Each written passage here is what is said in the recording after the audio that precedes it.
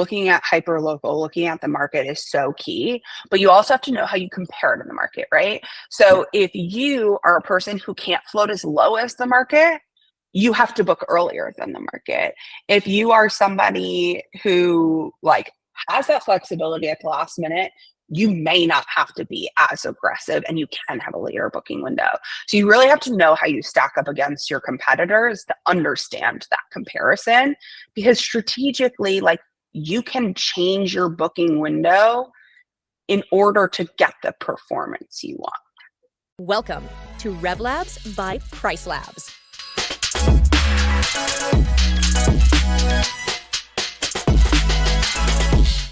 Hey everybody, this is Kyle. I am here with the RevLabs by PriceLabs podcast, and I am joined today by Miss Valerie Clagett. She is the Director of Revenue Operations for AwayDay in Tennessee, in Colorado, and in North Carolina as well. AwayDay is one of the larger property management companies in the United States, and we are excited to have you, Miss Valerie. How are you today? I'm great. How are you doing? I'm doing great. Just a little background on this conversation that we're going to have. Valerie and I have worked together before, got a really good working relationship. Super excited to talk to her and super excited for her to share a little bit about herself with you, and a little bit about revenue management as well. So Valerie, if you don't mind, just to kind of get us kicked off, how did you get into revenue management? Where did you start? I would say I got into it because I'm a nosy Nancy. I graduated from college and my only goal was to stay in Charleston, South Carolina, where I went to school. And I wound up working for a property management company on the Isle of Palms called Island Realty. I was just a vacation planner. I was in their reservations department, answering phone calls, helping people find properties and all of that. But I'm a curious person. I asked a lot of questions, had ideas for different things. And so my roles at that company, and I was there for, I think, 8 years, really kind of ran the gambit. And I, after a couple years, really headed into a strategy type role, marketing strategy, which also included pricing strategy. I was really intrigued by why our guests were coming, where they were coming from, how much should we be charging, and really trying to answer questions with data, right? One of the earliest examples I can think of was we had an event here called Bridge Run, and it was going to be on the week next to Easter, right? And kind of going back and doing analysis of like, do our Easter guests arrive before Easter and stay through Easter? Do they arrive on Easter and come after? And just being like, you know what? We can figure this out. Let's dig into the data. So that role really formed and expanded from there. We started doing a lot more like yield management at that time, yielding rates up and down, and really just trying to make the most out of what we had. And eventually that turned into me leaving to go work for Rented, which at the time was doing a lot of full service revenue consulting. And I went there as a revenue manager. And in my time at Rented, grew into their director of revenue management, which was a lot of fun. Had a great time working on that tool, working with so many amazing property managers across the country, really learning, more markets and more about their challenges. And then parlayed that into my role now at AwayDay. But it's been a long road. It's been a lot of fun. And at every turn, I just wanted to know more. And so kept pushing myself in this direction because I think it's a lot of fun. I agree with you. And from my conversations with you, you've got a really good mind for revenue management. What exactly about Charleston kind of brought you there and made you want to stay there? I know you went to school, but why did you want to stay there? I think at the time I didn't want to grow up. I love Charleston. It's like one of those fun cities. Yeah, it's a beautiful area. It's got the beach. It's got history. It's quiet and quaint. I'm from outside of New York City in New Jersey. And it's still a suburb. Like it's not like hustle and bustle by any means. I just wanted something different. So that's why I came here for school. I was familiar with it actually from vacationing here. And I think the reason I wanted to stay there so bad was because I fell in love with it while I was in school here. And I loved helping family and friends like plan their trips. To this day, I get emails from like friends of my sisters or, just friends' parents being like, where should we eat? What should we do? Where should we stay? And I loved that. And because I love the city. So that's also how I wound up in vacation rentals. I think I have a little bit of a hospitality like piece in my heart of just like wanting people to have the best time. And Charleston gives you that. Absolutely. Do you ever plan on moving out of Charleston then? I don't know. I was going to say, you've got the family now, you've got everything down there. So it's almost like the roots Yeah. are set. We'll be here for a while. My husband and I get wild hair sometime. We're like, we should move to the mountains. I don't see us actually doing it, but we talk about it a lot. I don't know. I'm a spontaneous person, so I love it here. There's no incentive to move, but who knows? I may pop out west someday. Yeah, I think ultimately everybody wants to kind of be able to live in the mountains, but it's a matter of can we afford it, especially those west ones now. Yeah. So with one of the things that you mentioned, and this is really cool for our conversation, is that you have been on the actual software side. So if you missed it earlier, Valerie said that she was employed by Rented, and she was kind of in charge of all the the managers there.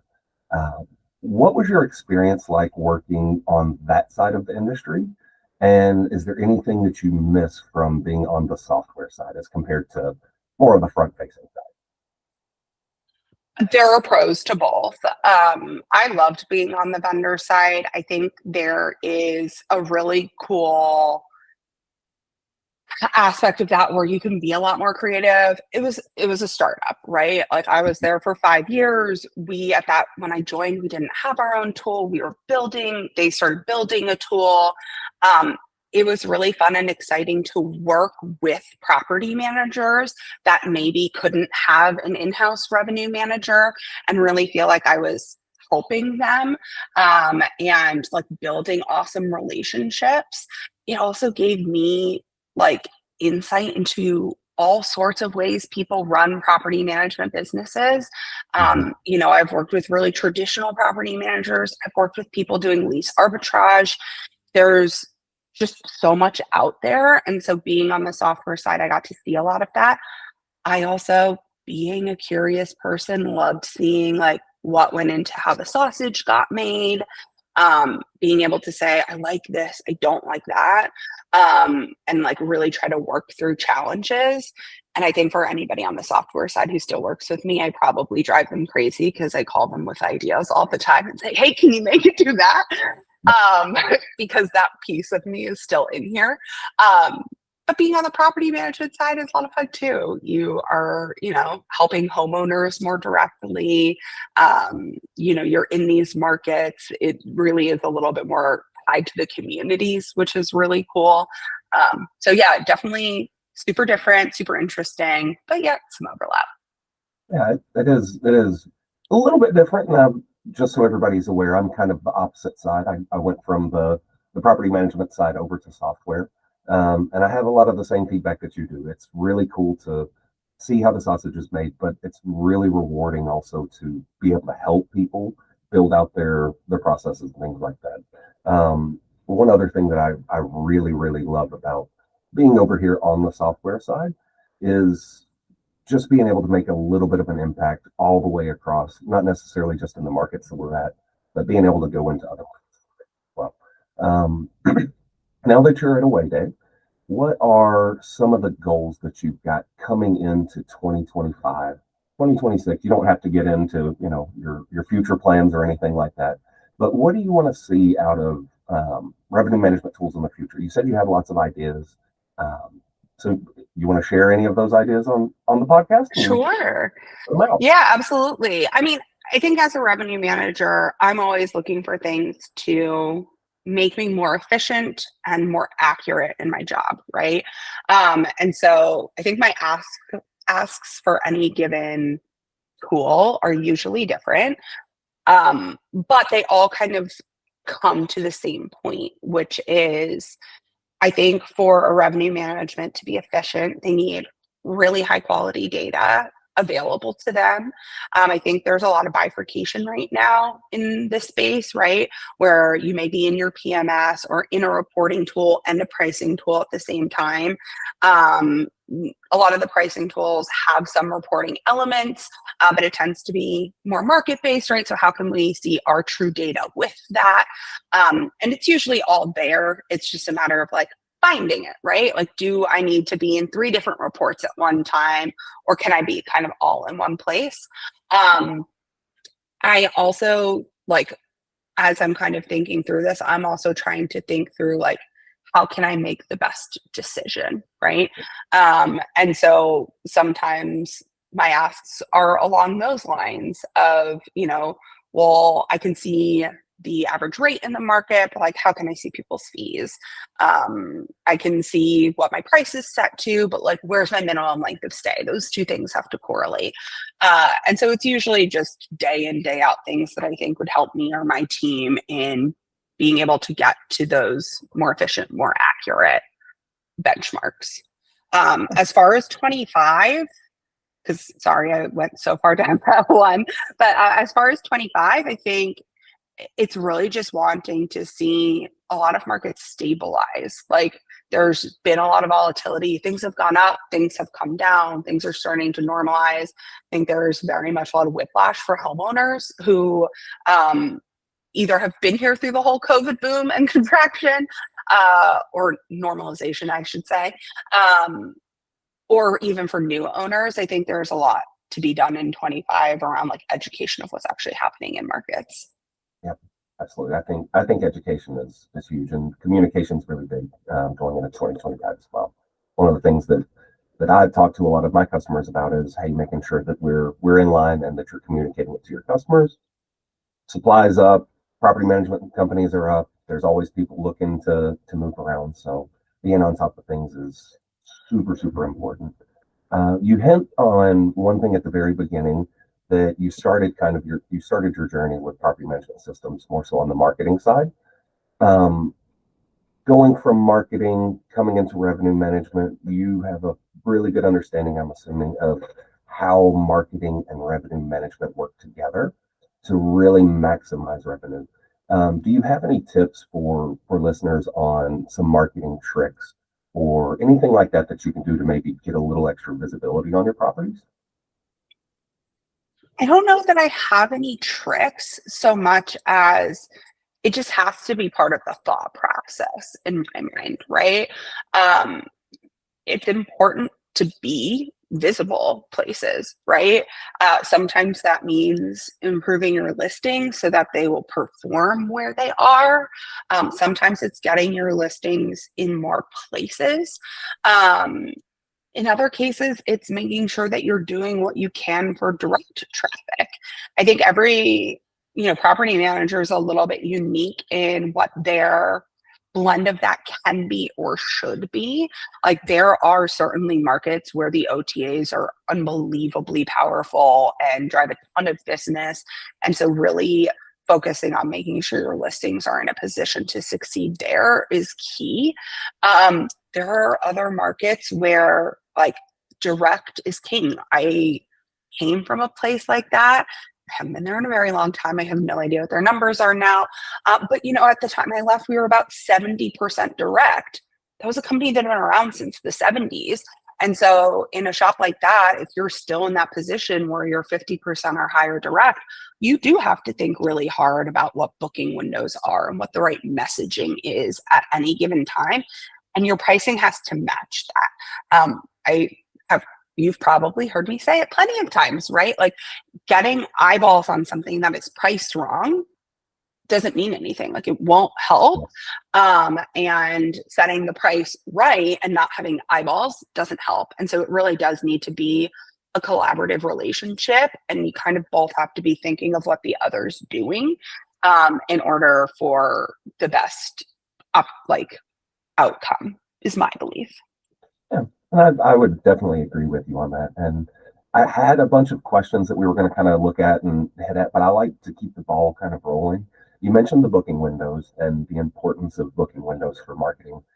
I think anybody that's in revenue management understands how important those are. But for somebody that's a little bit more novice when it comes to revenue management. What do you think? Let me think of how to ask this. Prioritizing certain metrics and things like that. How important do you think that actual booking window is to you maximizing your revenue? I think it's really important. But I think there needs to be some thought behind whether your current booking windows are right? I think there is, I think we all see this. But yeah, no, I mean, you can follow your trend and repeat that same thing over and over again. That works if you're doing really well.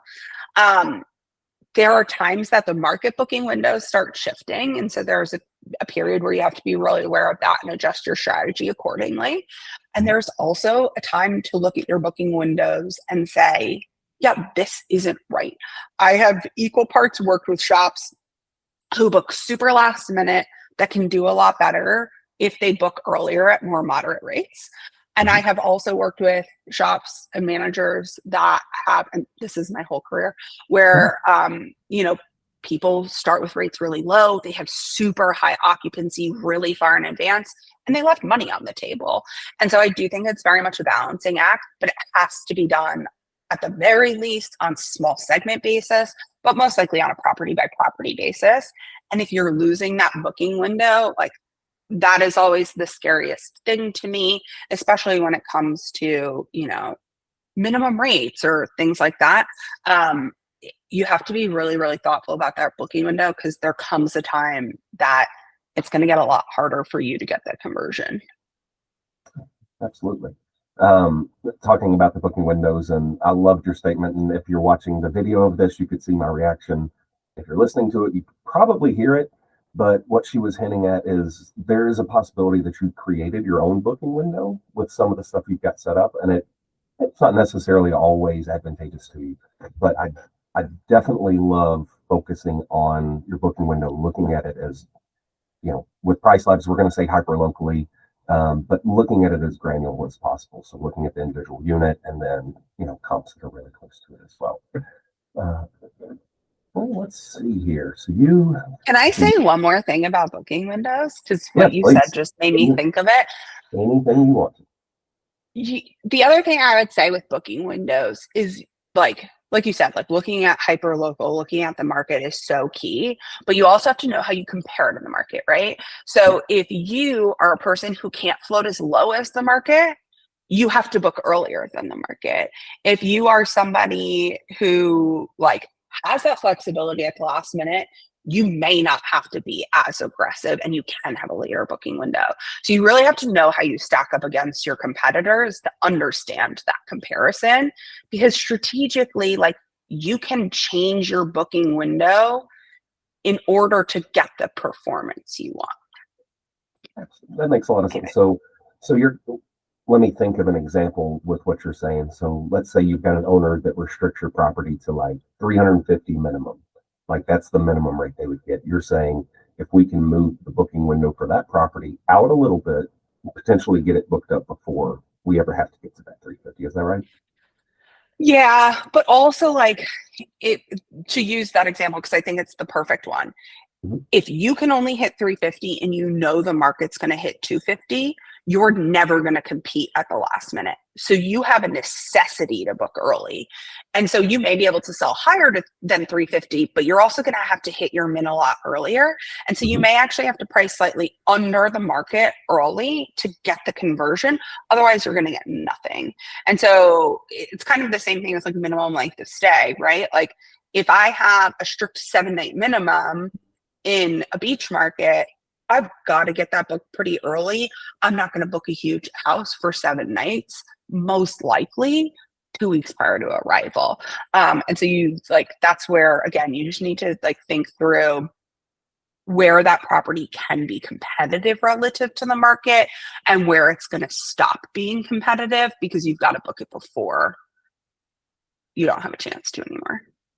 Yeah.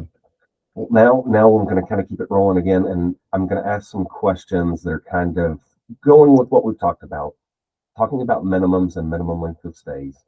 which one would you prefer if you had to pick one of them for an owner to have a restriction on, meaning a really high minimum price, or maybe they require a 5 or a 7 night stay? I mean, my answer is neither, but I know I Yep. have to Yep. pick one. Probably a higher min rate. Mhm. I think, like, in general, min rates and minimum lengths of stay are really well intentioned, right? And I think that that is one of the biggest things that the more we can do better educating our homeowners about, the better. Like, it comes from a good place. For me, the high minimum length of stay is really challenging because you're just not going to show up in search results for anything less than that. There are some markets that can carry a 7 night min seasonally. There are some that like truly cannot. I think with the min rate, if it's higher, there may be ways to get creative to create value to justify it, right? Can you have a more competitive cancellation policy? Can you have like pet policies or minimum length of stay policies that are more competitive to the market to justify that higher rate? Maybe. And so I think that's why I prefer it. They're both hard. Like, it just, I guess it's a lesser of two evils. I would agree with you, specifically for the visibility. If it's a 2 night minimum length of stay and the rate's $1,000, it's still going to show up if somebody looks for a weekend. But if it's a 7 night, it's going to be a little bit harder for it. So I would tend to agree with you on that one. Next question I've got for you, and we're going to have a little bit of fun with this one. Make your perfect Airbnb. Will you give me 2 markets that you would set your Airbnb up in? And will you give me 2 amenities that you would set up at your Airbnb? Okay, this is fascinating. So amenities, I could tell you, I would definitely be pet friendly. That Mhm. is such a big converter. It is hugely helpful. Um, as far as markets to be in, I love the idea of an urban market. I loved operating in urban markets. There isn't quite as much like longer stay demand, but Mhm. there's a ton of last minute conversion. There are like really cool ways you can achieve high occupancy. Mhm. And so for that, like, for me, I priced in Atlanta for a while. That was a great place to price. Um, I don't know that you could buy to where you're going to have a high profit margin, Yeah. but like, it's a great market to operate in from a revenue management perspective, as far as like same day, next day bookings and cool events and that kind of thing, which is always fun to price to. Oh, yeah. And then I would take I've never priced out here. I live near Kiowa Island, but I think it'd be a really interesting place to have a listing. There's a ton of demand. It's not a huge market. It's close-ish to a city. Again, if I'm buying and investing, it's probably not where I'm picking because I can't afford it. Mhm. And I don't know that you'd get your return, but it's a locale that has more than just one thing. That is going to have demand for a very long time. It's not going to be insanely seasonal. You're still going to have lulls in the off season, but you still have the city. Like, there are still reasons to be out there. So I think that I'll say Kiowa and Atlanta, but that's not as an investor. That's more from my fun of pricing perspective. No, absolutely. That makes sense. And I would have said Nashville. That would have been Okay. my answer from a revenue management perspective, because I love working with my Nashville clients. It's super, super busy during weekends, almost dead during weekdays, but it would be a lot of fun as a revenue manager, I think. Yeah. Living wise, I don't know. I can't even answer my own question. So, Oh, yeah. I was going to say, what would be your second market? That was a really hard one. the amenities, I 100% agree with you on. I literally, when I've been going and giving speeches, it's like, hey, pet friendly. You better do pet friendly. Like, if you're in the Smokies right now and you're not doing pet friendly, you're falling behind, so to speak. So, Pet friendly is number one, and then I love the people that, it's not a specific amenity, but I love the people that make their properties an experience. Like I took my little girl to a Taylor Swift themed Airbnb a few months ago in Nashville. That kind of touch I really like as well. Kind of getting off of that now, let's talk a little bit more about revenue management. If you don't mind being vulnerable, I'm going to give mine first, and then maybe you can give it. Have you ever made a terrible boneheaded decision with revenue management, mistake or anything like that that cost you? And what would be the best learning experience you had from that? And I will start with mine if you don't mind. Mine is starting the process of learning dynamic pricing, getting it implemented, not understanding the basic function between a fixed price and a percentage, and putting a 10 in, thinking I'm increasing prices 10%. I actually sold a $800 night for $10. Everything gets fixed on that, but had any issues like that, anything pop up that's kind of like a, ooh, wish that hadn't happened, and it'll never happen again with me. I mean, I think all of us have had a data entry mistake. Like, who hasn't? You like fat finger. I've certainly set an $800 night to $8,000, right? You hit the extra zero or you drop a zero. Those are always bad. But like you said, like you fix that. That's more human error. I think strategic mistake that I've made that I always reflect on is holding too long. Like there are plenty of examples I can look to of that. I'm not proud of that, but I think there can be an attitude of like, yeah, no, it's going to come. It's going to come. And I think I, at this point in my career, am in a different place that I think I can see signs when it's not going to come. But at the same time, like, I think that is a common mistake that we made strategically of just being like, yeah, no, it was really high last year, so I think it's going to happen.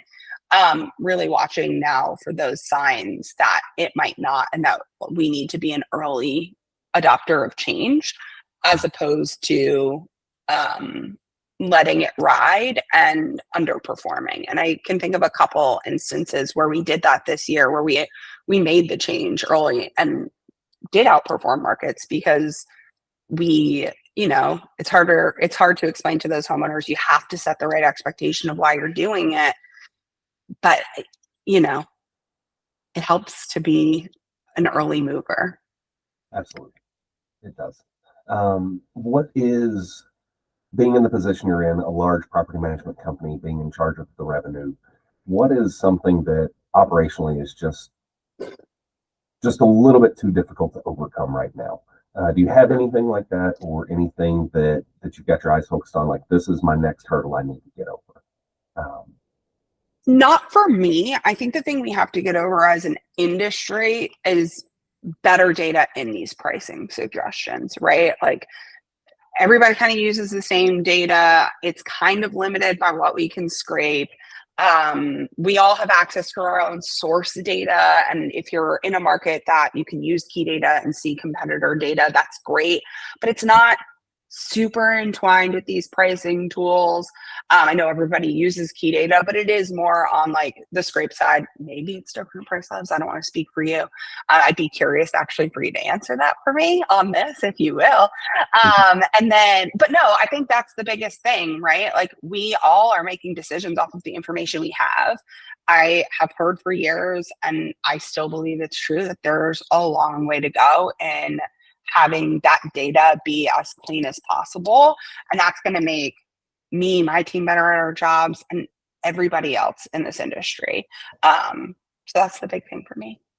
I would totally agree with you on that. Making sure that everything is as clean as possible, that the source data is good. Knowing that so much has changed since COVID came. There's a lot of different things that people want in revenue management. One thing that keeps coming up in conversations is the ability to change your price based off the length of stay. We talk a lot about pet fees and how often pets are traveling. Is there anything you've seen within our industry over the past year or so that you see as something that's going to be at the forefront of it here in the next couple of years? So I don't know that I asked that very. Yeah. No, I think I get what you're asking. I think cancellation policy is going to be a big one in the next couple of years if you're not already thinking about it. Um, Travelers have made really clear that they want more flexible cancellation policies. That's really challenging operationally for a lot of property managers. It's really challenging for a lot of homeowners who are really used to knowing when a booking got made that they were going to get paid for it. So I think that that's going to kind of come to the forefront. I think you're 100% right. People do want to be able to vary price by length of stay. I think there's a validity to that. I think it's less of a premium as some people want it to be, at least in what I've experienced and, pricing out before. I don't think you can take a 3-night stay and make it equal 7. I know there are some ways you can do that. I don't think it's as effective as adding a 10-20% premium. It still has to be bookable. So I think that'll come, and I think there's going to be a lot of nuance in those strategies as that becomes a bigger aspect of what we do. Talking about strategy, one of the things that in my time with you, Valerie, that I kind of picked up that I hadn't been using before as a revenue manager, you taught me a lot about using maximums when you realize like, hey, we're in this booking window, don't let your rates get up too high. That's something that I've taught a lot of people in my job, and it's really, really impactful. So one, thank you. I really appreciate that. You make me feel a little bit smarter than I probably should be.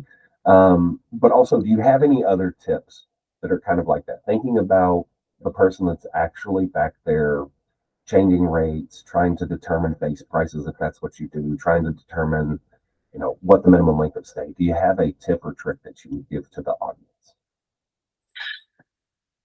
So I would say I don't love min rates or max rates on a property level, aside from like a min rate that's like, I would rather this sit empty. But I do love min rates and max rates as protective measures, right? There's a lot of like change that can happen in a pricing tool. I am a better safe than sorry kind of gal. Like I will set a temporary min for my peak periods a year out just so I can sleep at night. Because I have had rates fluctuate like bigger than I wanted them to or anticipated they would. And if you're not catching that right away, it puts you in a dicey position. You have to know when to remove them because that's the biggest part of it is like if you let it sit, you'll really hamstring yourself. But like it's really helpful. The other thing I would say on like just strategies that I really love, lately it's moderation. Like I think there is a time and a place for a really, really high, can I get this rate? That doesn't exist nearly as much as it did 3 years ago. And so there is a certain level of moderation that can be really helpful in beating your market and in performing really, really well. Sometimes you can make that happen through the pricing. You can make it happen through the pricing tools. But I think you need to kind of like think through what is the point at which you do want to be higher than the market, in line with the market, and under the market. Because strategically, there are reasons to be all three. And it brings us kind of right back to the beginning around your booking window. And just making sure you're thinking through that so that you can make sure that whatever tool you're using is helping you achieve that goal and you're not constantly fighting against it. I think that's a fantastic explanation. Miss Valerie, I do greatly appreciate your time today. I believe we've hit our 30-minute mark. I want to thank you so much for joining me. For those of you that will be able to see this video, hopefully you'll get some enjoyment out of this. If you are on audio, you may not be able to see this, but Miss Valerie, would you care to spin your globe and land on a spot for me and show me where my next vacation needs to be? I would love to. Thank you for having me. I hope you're not going to the middle of an ocean. Oh, okay. I'm going to come over a little more. You are going to either no, that's northern peninsular Mexico, I assume. It's either right on the border. Maybe that's Tijuana. Oh, just for my entertainment, we'll say you landed on Los Angeles, California. I'll be out There there you go. in a month or so to watch the Los Angeles Clippers start the Oh, 20. there you go, your team. That's right. Well, thank you very much, Miss Valerie. Have a wonderful day. Appreciate you. Thank you Thank for you joining for us. having me. RevLabs.